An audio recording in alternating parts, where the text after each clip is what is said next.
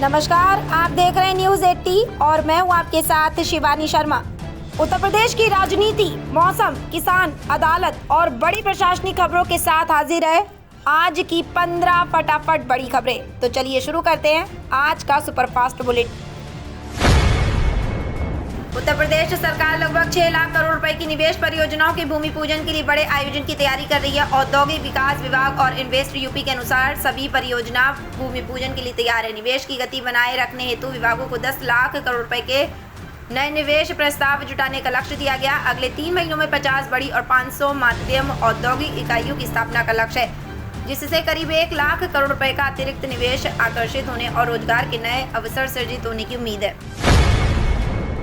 उत्तर प्रदेश में वर्ष 2027 से 2028 के नए सत्र से कक्षा 1 से 8 तक नीक्रेट की किताबों से पढ़ाई कराई जाएगी। बेसिक शिक्षा विभाग की सहमति के बाद सीक्रेट ने कक्षा 5 से 8 की पुस्तकों का कस्टमाइजेशन शुरू कर दिया है। इनमें करीब 20% स्थानीय विषय वस्तु शामिल की जाएंगी। वर्तमान में कक्षा 1 से 4 तक परिषदीय विद्यालयों में नीक्रेट किताबें लागू हैं, जबकि कक्षा 9 से 12 तक पहले से नीक्रेट पाठ्यक्रम चल रहा है। नई व्यवस्था में कौशल विकास पर भी जोर दिया जाएगा, जिससे छात्रों को रोजगार और स्वरोजगार के लिए तैयार किया जा सके।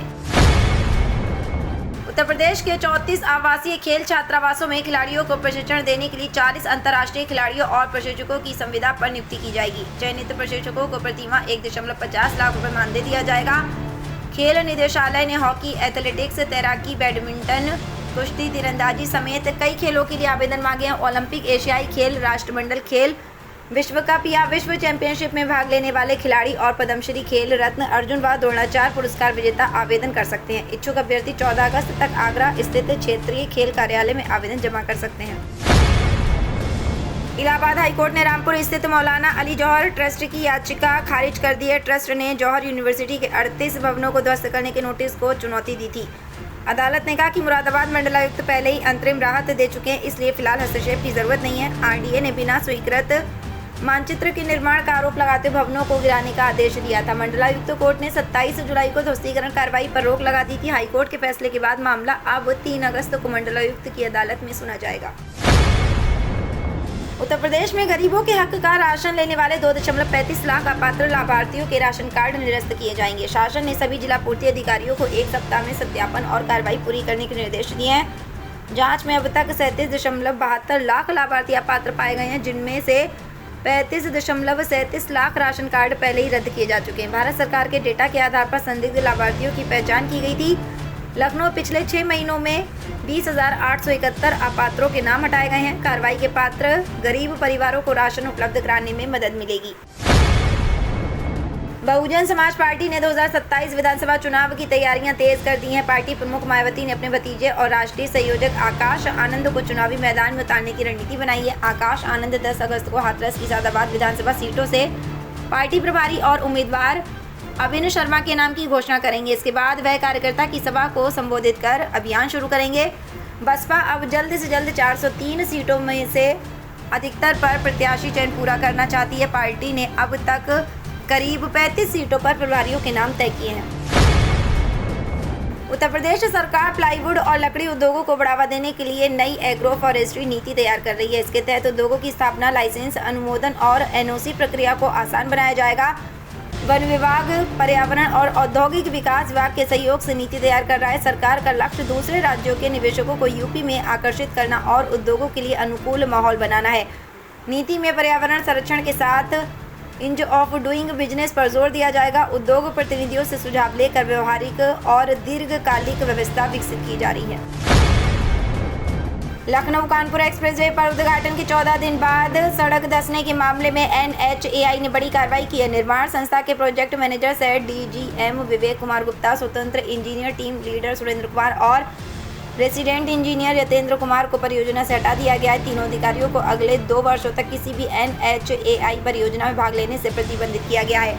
करीब 4200 करोड़ रुपए की लागत से बने एक्सप्रेसवे पर उन्नाव के कुरारी क्षेत्र में सड़क के ऊपरी हिस्से में स्लीपेज मिला था। जांच में संरचना सुरक्षित पाई गई और मरम्मत कार्य पूरा कर दिया गया है। गुरु पूर्णिमा के अवसर पर मुख्यमंत्री योगी आदित्यनाथ ने गोरखपुर में गुरु गोरखनाथ और अपने गुरु की पूजा अर्चना कर प्रदेशवासियों को शुभकामनाएं दी। अनुष्ठान के बाद उन्होंने जनता दर्शन में करीब 200 लोगों की समस्याएं सुनी और अधिकारियों को त्वरित समाधान के निर्देश दिए। मुख्यमंत्री ने कहा कि अन्याय बर्दाश्त नहीं किया जाएगा और हर पीड़ित को न्याय मिलेगा। इलाज के लिए आर्थिक सहायता मांगने पहुंचे लोगों को उन्होंने भरोसा दिया कि पैसे के अभाव में किसी का उपचार नहीं रुकेगा। उन्होंने संबंधित अधिकारियों को इलाज संबंधी प्रक्रिया जल्द पूरी कर सहायता उपलब्ध कराने के निर्देश दिए। उत्तर प्रदेश सरकार ने पीएम पोषण योजना में कई बड़े बदलाव किए हैं। अब सरकारी और सहायता प्राप्त स्कूलों में अक्टूबर 2026 से जनवरी 2027 तक हर शुक्रवार सूजी का हलवा परोसा जाएगा। 14 शुक्रवार में 7 दिन मीठा और 7 दिन नमकीन हलवा दिया जाएगा। इसके लिए रसोइयों को प्रति छात्र 2 रुपये अतिरिक्त पारिश्रमिक मिलेगा। वहीं मिड डे मील बनाने वाले रसोइयों की सेवानिवृत्ति उम्र 62 वर्ष कर दी गई है। मानदेय में भी 10% बढ़ोतरी को मंजूरी दी गई है। सरकार के इन फैसलों से बच्चों के पोषण और कर्मचारियों को राहत मिलने की उम्मीद है। समाजवादी पार्टी अध्यक्ष और सांसद अखिलेश यादव ने शिक्षा व्यवस्था को लेकर केंद्र और यूपी सरकार पर निशाना साधा है। उन्होंने दावा किया कि देश में बड़ी संख्या में प्राथमिक स्कूल बंद हो रहे हैं, जिनमें उत्तर प्रदेश में करीब 22,000 स्कूल शामिल हैं। अखिलेश ने कहा कि मुख्यमंत्री योगी आदित्यनाथ के गोरखपुर क्षेत्र में भी 500 प्राथमिक स्कूलों पर ताले लग गए हैं।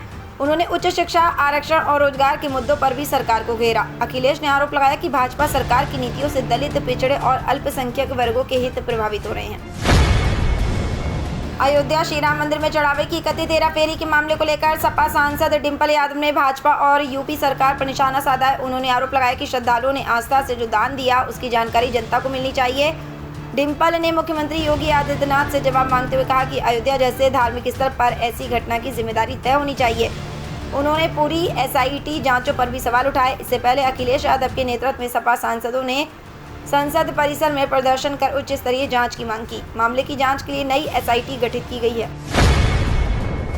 दिल्ली के जंतर मंतर पर नीट UG पेपर लीक और परीक्षा व्यवस्था के खिलाफ छात्र आंदोलन के दौरान चर्चा में आए मोहम्मद जुनैद ने समाजवादी पार्टी अध्यक्ष अखिलेश यादव से मुलाकात की। जुनैद ने अपने इंस्टाग्राम अकाउंट पर अखिलेश यादव के साथ वीडियो साझा करते मुलाकात को यादगार बताया।